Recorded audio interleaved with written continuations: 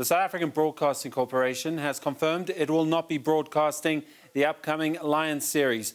Tonight, we're going to find out why the public broadcaster will not be showing the world the champions to the nation. And you don't want to miss that. That's going to happen right now. In the meantime, let's give you an idea of what a Lions tour is all about to those who might understand the importance of a tour that comes around once every 12 years and is considered a close second only to the Rugby World Cup.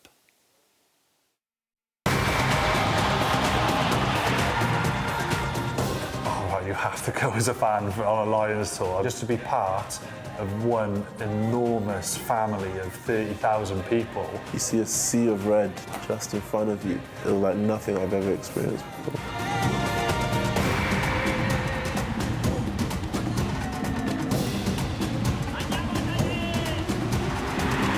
South Africa has a special atmosphere to it that you can't find anywhere else. A country that absolutely adores rugby. It lives, breathes rugby all the time. I think I feel as though South Africa get it the most, and you know it's going to be hard. No point in going touring somewhere where it's easy.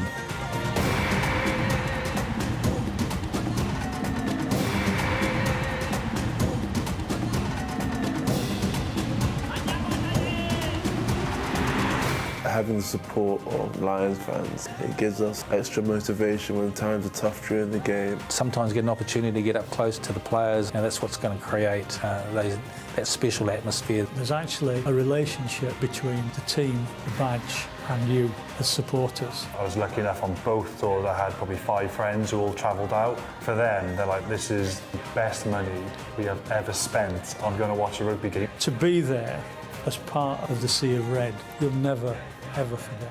I think for me, what really stood out about 2009, yes, the series was big, but it was really brilliant to see actually how much the Lions do for the game outside of the 4 lines. The amount of community, give back they gave, going into townships in the rural parts of South Africa and giving kids just a breath of freshness and hope.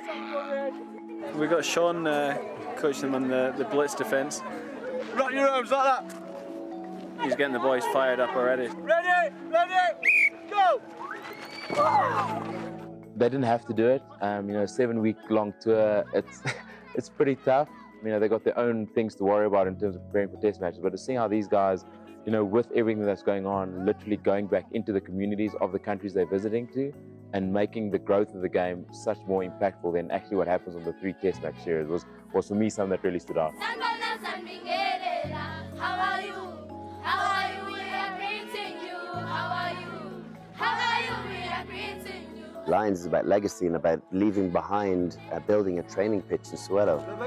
Thank you. Long gone after the Lions tour is over is leaving something for the kids of that area to be able to go and play and encourage them to enjoy the game that we've loved.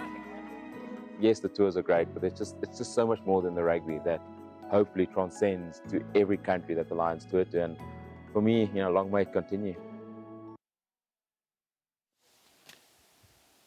Right, so SABC Sport says they'll be unable to broadcast the upcoming Springbok Rugby inbound tour matches, including the British and Irish Lions tour, because of rights restrictions imposed by the primary rights holder, Supersport.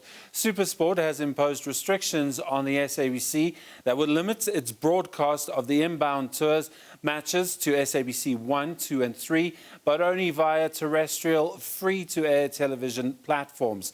For more on this, I'm joined by Gary Rathbone, head of SABC Sport. Gary, welcome to the Full View. Please explain to us how many viewers stand to lose out, because the SABC in its terrestrial footprints normally comes with a few million for a Springbok match. Yes, Simon. Absolutely. It's a huge amount of, a vast majority of South Africans, and South Africans are really passionate about rugby, for whom rugby means a lot, basically, and for people, particularly South African rugby fans, that can't normally access, the sport that they love because it's behind a paywall. So, yeah, it's going to disadvantage millions and millions of South Africans, no doubt about that. But Supersport has no problem with SABC bringing a few million to a Springbok match as long as it's on a terrestrial platform. What is the issue at stake here? Well, it's fairly simple in a way. Firstly, to understand that the regulations as far as broadcasting is concerned, if you're looking at a caster and the way that the regulations are kind of promulgated, is that the definition is only between a pay TV, what they call subscription broadcast services, and free to air. And there's no real, there shouldn't be, of course, any real kind of issue about what kind of pay TV access that is. The idea being, or free to air access that is.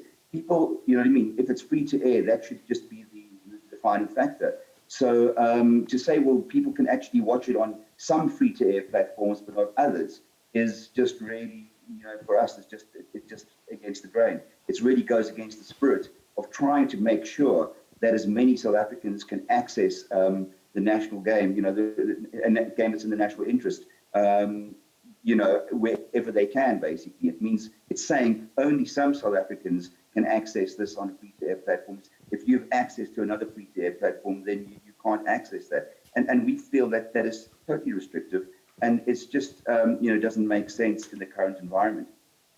So essentially, you're ahead of the ICASA framework in terms of you have multiple platforms, but the legislation doesn't stipulate exactly what's going on. But you're still the public broadcaster. But you're on several platforms. Well, that's what's happening in the new environment, and this is another key thing that people forget about. Is that the environment is changing quite rapidly. It's not just simply free to airs on analog linear services any longer. Everything is moving to the digital space. With this time next year, in fact, all analog transmitters will be switched off.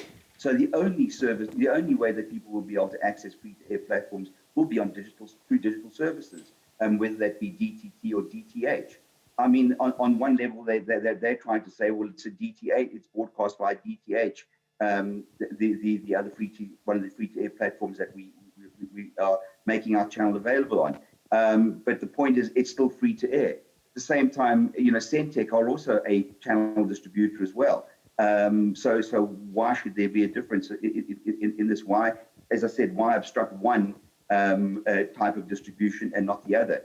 The key principle here is that as long as it's free to air on a linear service, then there shouldn't be any restrictions to stop us from doing that, because that's what all South Africans can access.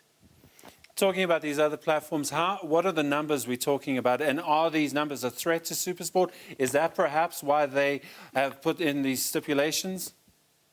Well, they are fairly decent. It's still growing. It's a new area, this whole space. But the thing is that I do think that at the back of this, there is a sense of a threat to them in terms of what we've done with SABC to launch our sports channel. But the fact that SABC now has a 24/7 sports channel out there for South Africans that is free to air, that actually can bring sports content to them on a regular basis that people can access all the time. I think that is not vaguely. I think that they're looking at that in a very, very as being a problematic situation for them. And I think that because they've actually expressly stated as well that we can't put it onto our sports channel. So not only is it not allowed to go onto, they're saying that it would only be on analog, it actually also on terrestrial services, they also can't go onto the sports channel. So that, I think, is a key thing that's behind this here. But again, I think that is just really wrong, because, I mean, we have every right to deliver a full sports platform, service, channel service to South Africans, and to put the content that we require on that platform. And for them to say, well, you can't do that, to be restrictive in that way, again, doesn't make sense to us, basically. So essentially, many million loyal viewers, many million loyal listeners, they are going to be frustrated. This is really a blue chip event. Is there any way that viewers and listeners might get to hear the series? Well, we've actually, what we've done, we've taken the step now of making this public, because we've actually spoken to them and we've asked them, we've tried to sort of reason with them to say, please, this clause doesn't work for us. Because remember, this clause is part of a 3-year deal. So it's not just about the Lions tour, it's a rugby for the next 3 years. And once we move from the analog onto the digital fully, it's going to affect everything that comes up as far as the rugby content going forward. The It means that the circle of where people can actually access, Springbok rugby in the next 2 years is going to get smaller and smaller and smaller if we accept these terms now. So that's why we're saying, we've had discussions to say, please, we think this is unfair, this is unjust, and it's anti-competitive, and you need to actually reconsider it. And they, have said, no, we're actually sticking by this, and we're not going to budge on this. So unless they actually, reconsider the situation and say, okay, we actually do have to, we're also equally obligated to make sure that these games are seen by as many South Africans as possible, and that we should actually play fair in this instance. I'm not too sure exactly what the options are going to be for millions and millions of South Africans.